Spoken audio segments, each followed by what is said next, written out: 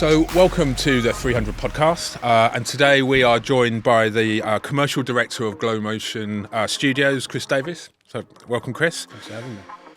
So tell me, GloMotion Studios. I'd say it's the evolution of entertainment.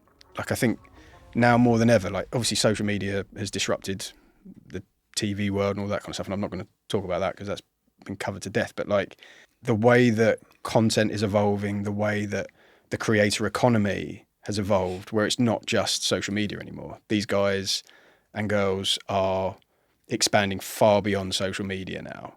I was at the Sidemen charity match a few weeks ago, like 90,000 people in Wembley. Wow. And it was unbelievable. But that's real life. That's not social media. It's driven by social media, but it's real life. So GloMotion, we believe like we're kind of in this evolving world, and because of the backgrounds that we have, like Dom and I coming from much more from the creator world, Simon having 25 years experience in TV and digital and like BAFTA nominated award-winning chap, like we feel like we've got the best of both worlds to be able to kind of have an opinion and a perspective on everything that's coming. And then, so 8 months in, how have those early days been for you and your growth? I've loved it. Yeah. I've loved pretty much every minute of it. I feel like I've learnt more in 8 months than I probably have in the last sort of like 8 years. Yeah. Like just in terms of when you work for bigger businesses and big businesses, like there's so many people to do various aspects of what's needed, right? So you would always kind of defer to other people. Oh, if it's marketing, the marketing team do that, or if it's this, someone else does that. Whereas when there's three of you, no, like who's going to do everything. it? Right, yeah. Well, I'm doing it, you're doing it, that kind of thing. And then on the other aspect as well, it's just kind of the narrative of what we do and how we sell it and how we pitch it and how we talk to people. That has really evolved dramatically as well. Like I remember when we first started, like this is why we're coming at it, this is what we're doing, and this is how we explain it. But now, if I think back to what we were saying then to what we're saying now, it's completely different. Yeah, I remember early days, someone saying to me, is your business will start like this and very shortly it will end up looking like this. It's like, those early days, it's all quite utopian, it's all quite dreamy, and then you get into it, it becomes more practical, you refine what the sell is. Yeah. Yeah. For you guys, you're asking for clients to do an investment in ideally long-term quality content. How are you finding these decision-making cycles for you?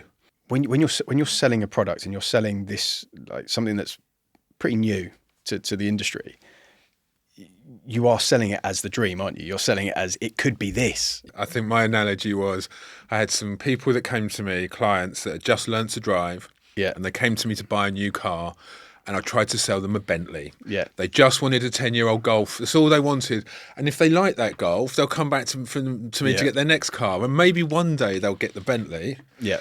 But they just want a Golf to start with. And it's that, get your foot in the door, show them some great work, and then hopefully out the back of that more will come. I spent half my life in pitches. Yeah.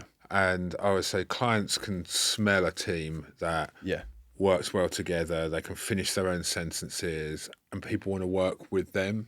Like you say about people giving more as well. The fact that people like do care more, they talk about it more as well, don't they? And you can see the passion when they talk about their work. Yeah.